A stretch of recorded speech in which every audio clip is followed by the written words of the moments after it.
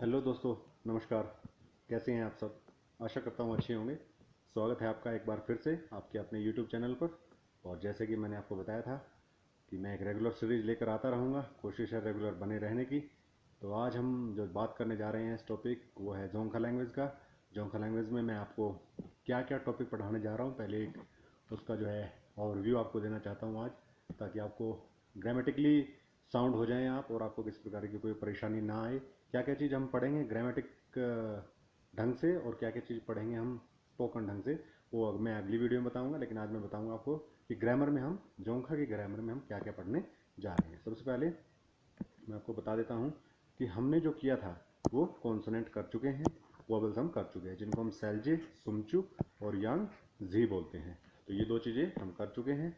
आज हम जो पढ़ेंगे वो पढ़ेंगे सबजॉइंट क्या होता है, कैसे काम करता है। उसके बाद हम पढ़ेंगे सरमाउंट। उसके बाद हम थोड़ा सा नीचे जाएंगे तो पढ़ेंगे इसका सबसे इंपॉर्टेंट पार्ट जो है प्रेफिक्स। यही हिंदी से अलग बनाता है जोंखा को। इसका मेन पर्पज ये है कि ये प्रोनाउंस नहीं होता है, इसको बोला नहीं जाता है, इसीलिए थोड़ा कंफ्यूजिंग क्रिएट करेगा। मेरी कोशिश रहेगी कि आपको अच्छी तरह समझा सकूं। उसके बाद हम पढ़ेंगे सफिक्स, जो कि हमारे अक्षरों या वर्ड के बाद में अटैच होंगे। फिर पोस्ट सफिक्स पढ़ेंगे, फिर केस पढ़ेंगे, उसके बाद मोड्स पढ़ेंगे। उसके बाद भी अगर बात करें टेंस के बारे में जानकारी लेंगे।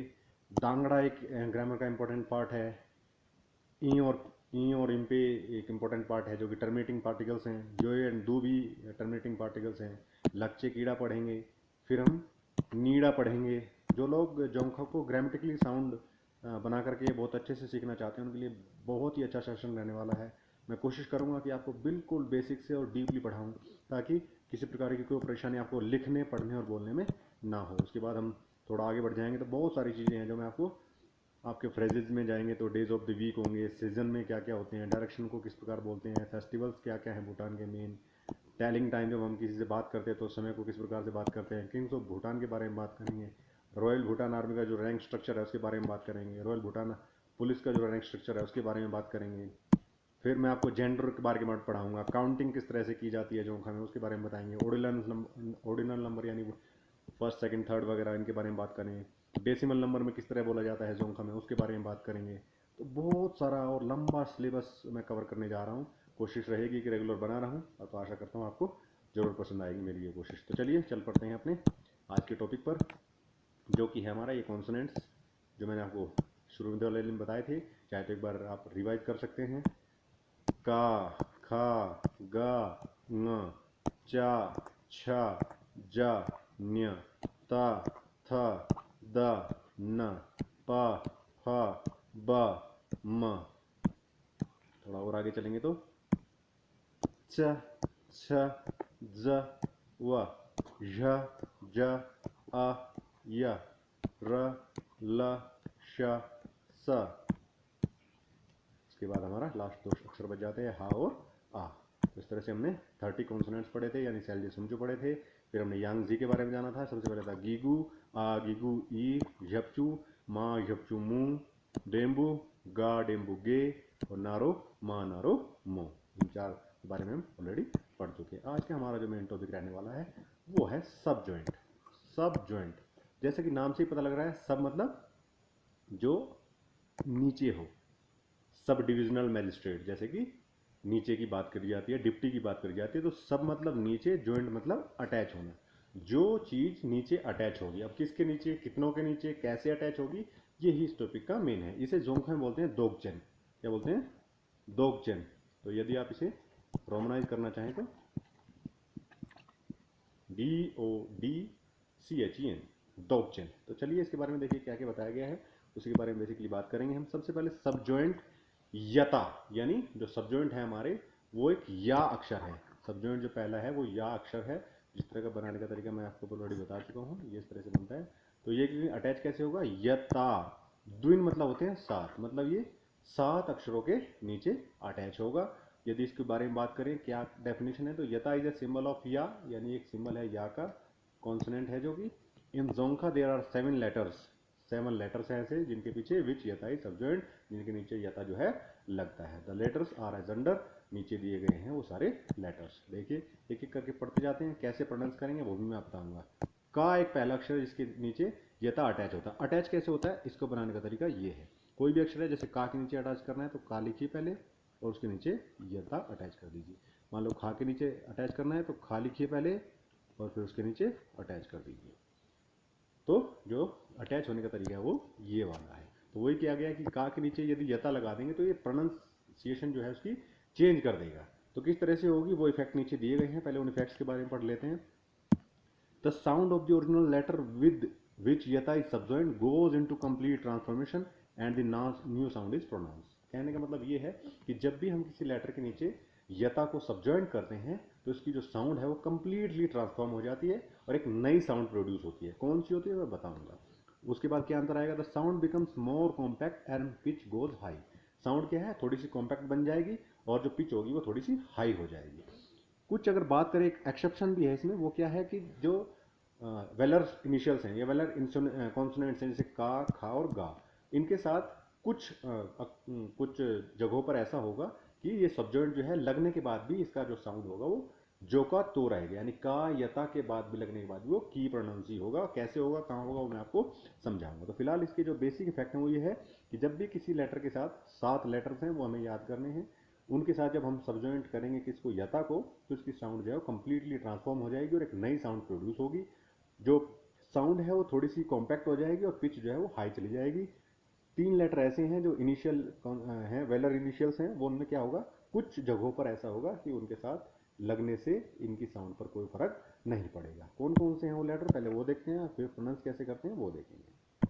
देखिए, का, खा, गा, पा, फा, बा, मा, यानी 7 लेटर है जिनके साथ हम यता अटैच कर सकते हैं। तो पहला देखिए, का यता चा, का यता चा बोलते हैं। खा यता छा बोलते हैं। गा यता जा बोलते हैं। पा यता चा बोलते हैं। फा यता छा बोलते हैं। बा यता जा बोलते हैं और मा यता न्या बोलते हैं। तो प्रोनाउंसिएशन एक बार देखिए, का यता चा। कुछ मुद्दों पर, कुछ जगहों पर चेंज नहीं होगी, मैं समझाऊंगा आपको। फिलहाल आप नॉर्मल समझिए, का यता चा, खा यता छा, गा यता जा, पा यता चा, फा यता छा, बा यता जा, मा यता न्या। अब इसके एग्जाम्पल दिए गए हैं वो भी आप सीख लीजिए। का यता चा गीगू की। मैंने पहले बताया था कि का, खा और गा के साथ जब कुछ जगहों पर ऐसा होगा जहां पर इनकी साउंड जो है वो प्रोड्यूस नहीं होगी, मतलब जैसा साउंड का है सेम रहेगा। तो का यता चा पहले बोलेंगे, उसके बाद गीगू लग गया तो की, प्रोनाउंस चेंज नहीं हुआ, देखो की लिखा हुआ है। इसका जो मतलब होता है, अर्थ होता है, वो होता है ऑफ। का मतलब किसका, ऑफ वाला जो केस है वो इसमें लगता है। अगला देखें, खा, ऐसे लिखा हुआ है, खा यता लगा दिया, खा यता छा, नारो छो दा छोए। आपको फिलहाल सिर्फ पढ़ना सीखना है। ये ओए की साउंड कहाँ से आई ये मैं आपको आने वाले वीडियोस में बताऊंगा। तो खा यता छा, नारो छो दा छोए। इसको आप नेक्स्ट वर्ड को पढ़ेंगे तो उसका मीनिंग होता है यू। आप इस वाले को देख के इस वाले को प्रोनाउंस करेंगे तो आपको इजी रहेगा। बाकी मैं पढ़ने का तरीका भी आपको बता रहा हूँ। फिर देखिए, गायता जा, गीगू गी, क्योंकि का, खा और गा की साउंड चेंज नहीं होगी जब वो अकेले आएंगे तो। यहाँ पे देखिए गी लिखा हुआ है, गी मतलब होता है नाइफ यानी चाकू। आगे बढ़ते हैं, दऊ, मैं बताया था कि प्रीफिक्स होते हैं इसमें, फिलहाल आपको सिर्फ समझना है कि दऊ बोल रहा हूं मैं इसको। दऊ, पायता चा, डेम्बू चे, सा तत्ता तो, सा तत्ता ता, नारो तो न तोइन, पे तोइन या चे तोइन। सा पता, दो पायता चा हो गया तो चे तोइन, इसका मतलब होता है डेमोन्स्ट्रेट करना किसी चीज का। अगला देखिए, फा यता छा, डेम्बू छेदा छे, छे मतलब होता है आधा, हाफ। देखिए पढ़ने का तरीका, फा यता छा, मैंने आपको बताया, देखिए यहाँ देख लीजिए, फा यता छा बना हुआ है ये। डेम्बू लग गया छे और दे है तो दे, दो। तो फायता छा, डेम्बू छेदा छे। अगला देखिए, बायता जा, ये देखिए बायता जा यहाँ बना हुआ है। झपचू जू छेग रा झपचू रू जूरू जूरू मतलब होता है कोरल। उसके बाद अगला देखिए मायता न्या, तो यहाँ भी मायता न्या, नारो न्योंगा न्योंग, न्योंग का मतलब होता है एक्सपीरियंस। तो बेसिक चीजें जो इसमें आपको ध्यान देने की हैं वो यही है कि आपका जो प्रोनाउंसिएशन है वो किस तरह से ध्यान में रखते हुए करना है। तो एक बार फिर आपको रिवाइज कराता हूँ ताकि किसी प्रकार की प्रॉब्लम ना हो।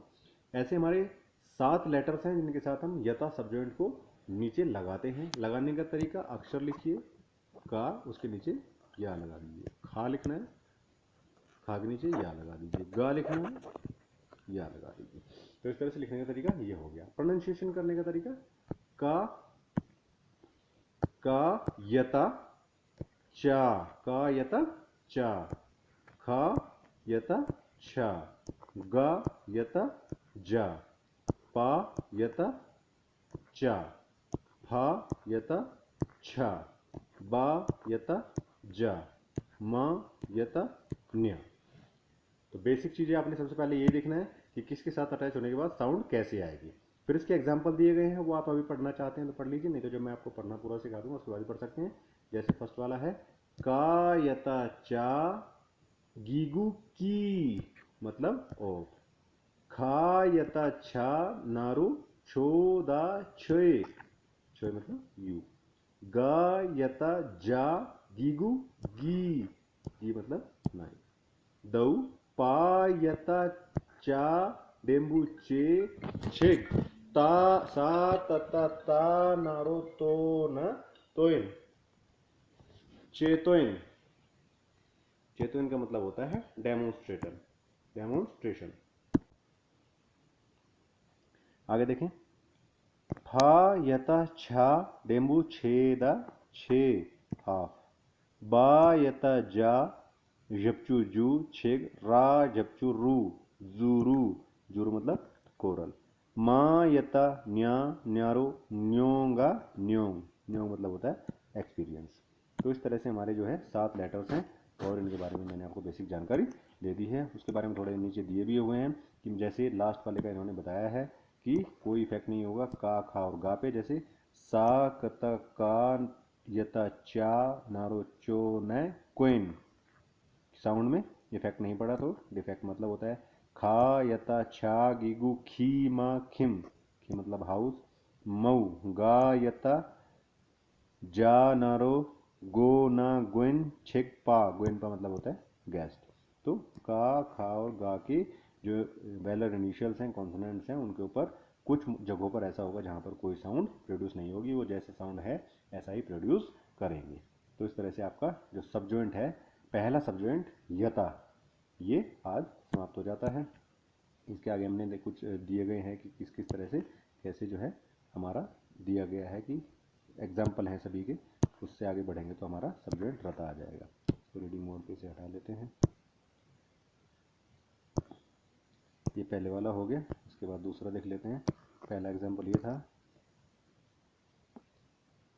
इसको देखिए कि वेलर और बाइलेबियल इनिशियल्स जो हैं वो कन्वर्ट हो जाते हैं किसमें, पैलेटल इनिशियल और बाइलेबियल पैलेटल इनिशियल्स में। कैसे होते हैं, रा कता का यता चा बा चप, चप मतलब होता है डू, खा यता छा नारो छोदा छे, छे मतलब यू, औ गा यता जा नारो जो, जो मतलब होता है गो। तो ये ज़्यादा ही डीप जाने वाली बात है, आपको बेसिक जो आइडिया है वो मैंने बता दिया है कि किस तरह से प्रोनाउंस होगा।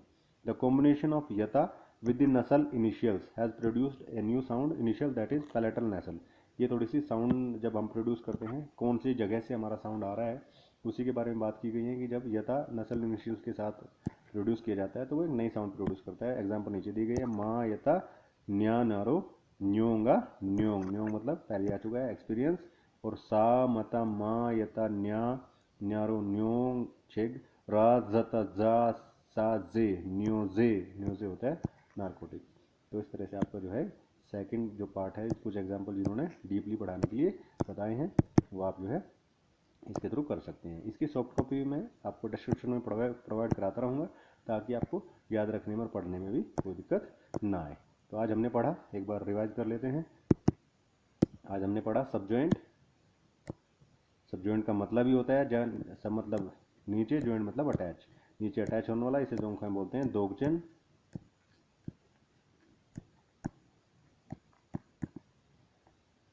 Subjoint yata is a symbol of ya consonants. In Zonkha there are 7 letters which yata is subjoint. Letters मैंने आपको बता दिए, का खा गा पा फा बा मा, का यता चा, खा यता छ, गा यता जा, पा यता चा, फा यता छ, बा यता जा, मा यता न्या। बस यही जोंखा को हिंदी से अलग बनाता है, इसी चीज़ का आपने थोड़ा ध्यान देना है। शुरू के 3-4 जो चैप्टर्स होंगे, 3-4 जो वीडियोस होंगी, वो आपको हो सकता है थोड़ी सी डिफिकल्ट लगे, लेकिन जैसे ही आपने ये 3-4 चीज़ें पकड़ ली, जोंखा ईजी बन जाएगी और आपको पढ़ने लिखने और बोलने में बहुत ही मज़ा आने लगेगा। तो चलिए आज के लिए इतना ही रखते हैं, कल एक नई वीडियो में मिलेंगे नए सब्जेक्ट नए टॉपिक के साथ। तब तक के लिए अपना ध्यान रखिए, take care, bye bye, thank you.